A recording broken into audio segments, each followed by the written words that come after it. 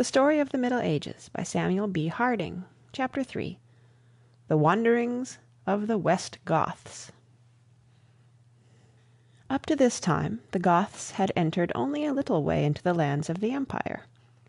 Now they were to begin a series of wanderings that took them into Greece, into Italy, into Gaul, and finally into the Spanish peninsula, where they settled down and established a power that lasted for nearly 300 years.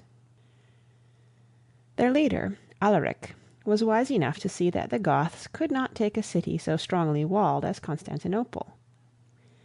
He turned his people aside from the attack of that place, and marched them to the plunder of the rich provinces that lay to the south.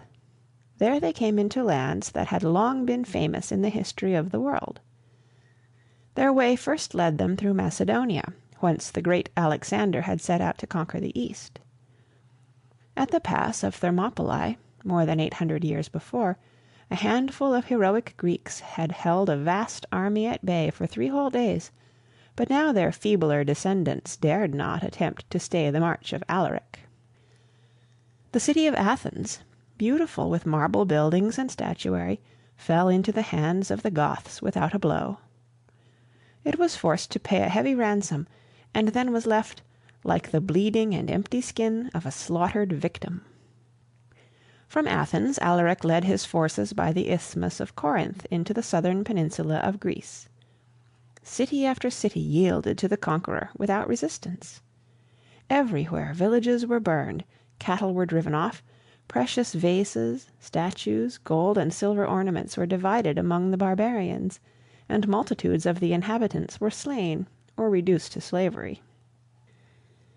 In all the armies of the Roman Empire, at this time, there was but one general who was a match for Alaric in daring and skill. He too was descended from the sturdy barbarians of the north. His name was Stilicho, and he was now sent by the Emperor of the West to assist the Eastern Emperor. He succeeded in hemming in the Goths, at first, in the rocky valleys of southern Greece. But the skill and perseverance of Alaric enabled him to get his men out of the trap, while his enemies feasted and danced in enjoyment of their triumph.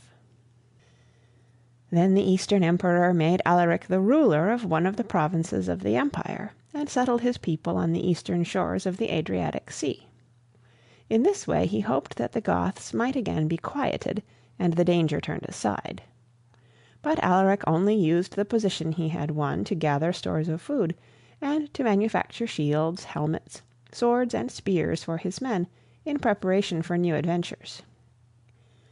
When all was ready, Alaric again set out, taking with him the entire nation of the West Goths, men, women, and children, together with all their property and the booty which they had won in Greece. Now their march was to the rich and beautiful lands of Italy, where Alaric hoped to capture Rome itself and secure the treasures which the Romans had gathered from the ends of the earth. But the time had not yet come for this. Stilicho was again in arms before him on the broad plains of the river Po. From Gaul, from the provinces of the Rhine, from far off Britain, troops were hurried to the protection of Italy. On every side the Goths were threatened. Their long-haired chiefs, scarred with honorable wounds, began to hesitate, but their fiery young king cried out that he was resolved to find in Italy either a kingdom or a grave.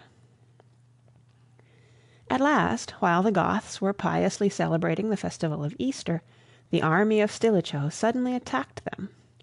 The Goths fought stubbornly, but after a long and bloody battle Alaric was obliged to lead his men from the field, leaving behind them the slaves and the booty which they had won. Even then Alaric did not at once give up his plan of forcing his way to Rome. But his men were discouraged. Hunger and disease attacked them. Their allies deserted them, and at last the young king was obliged to lead his men back to the province on the Adriatic. For 6 years Alaric now awaited his time, while Stilicho, meanwhile, beat back other invaders who sought to come into Italy. But the Western Emperor was foolish, and thought the danger was past.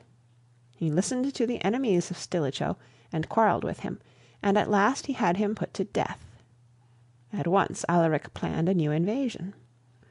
Barbarian warriors from all lands, attracted by his fame, flocked to his standard. The friends of Stilicho also came to his aid. The new generals in Italy proved to be worthless, and the foolish emperor shut himself up in fear in his palace in the northern part of the peninsula. Alaric, meanwhile, did not tarry. On and on he pressed, over the Alps, past the plains of the Po, past the palace of the emperor, on to the eternal city of Rome itself. In the old days the Romans had been able to conquer Italy and the civilized world because they were a brave, sturdy people with a genius for war and for government.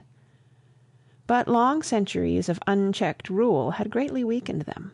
Now they led evil and unhealthy lives. They neither worked for themselves nor fought in their country's cause.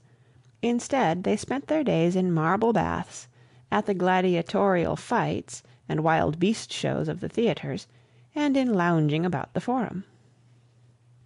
In the old days Hannibal had thundered at the gates of Rome in vain, but it was not to be so now with Alaric. 3 times in 3 successive years he advanced to the siege of the city. The first time he blockaded it till the people cried out in their hunger, and were forced to eat loathsome food. Still no help came from the emperor, and when they tried to overawe Alaric with the boast of the numbers of their city, he only replied, "The thicker the hay, the easier it is mowed." When asked what terms he would give them, Alaric demanded as ransom all their gold, silver, and precious goods, together with their slaves who were of barbarian blood.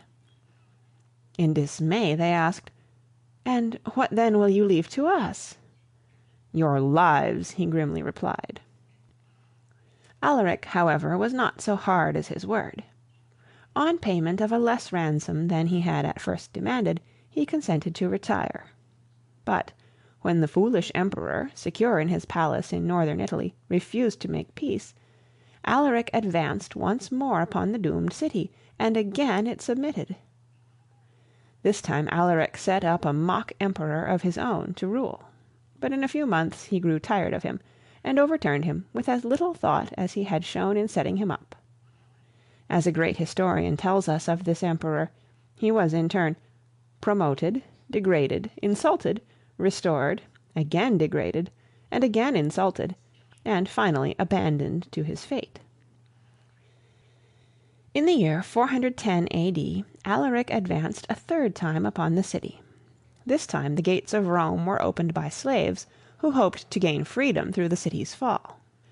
For the first time since the burning of Rome by the Gauls, 800 years before, the Romans now saw a foreign foe within their gates, slaying, destroying, plundering, committing endless outrages upon the people and their property. To the Romans it seemed that the end of the world was surely at hand. At the end of the 6th day, Alaric and his Goths came forth from the city, carrying their booty and their captives with them.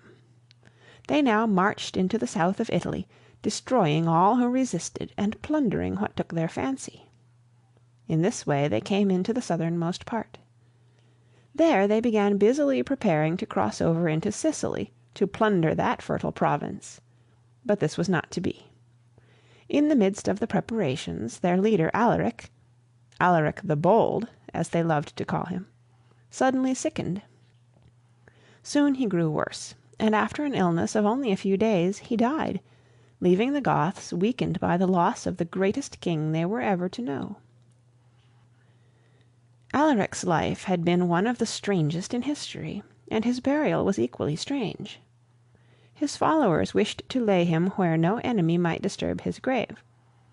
To this end they compelled their captives to dig a new channel for a little river near by and turn aside its waters.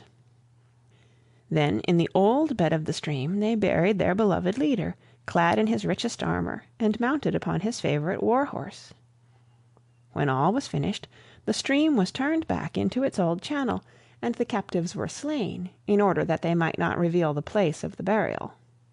And there, to this day, rest the bones of Alaric, the West Gothic king.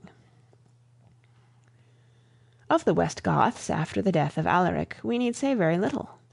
The foolish emperor of the West remained foolish to the end, but his advisers now saw that something must be done to get rid of the barbarians. The new leader of the Goths, too, was a wise and moderate man. He saw that his people, though they could fight well, and overturn a state, were not yet ready to form a government of their own. "I wish," he said, "not to destroy, but to restore and maintain the prosperity of the Roman Empire."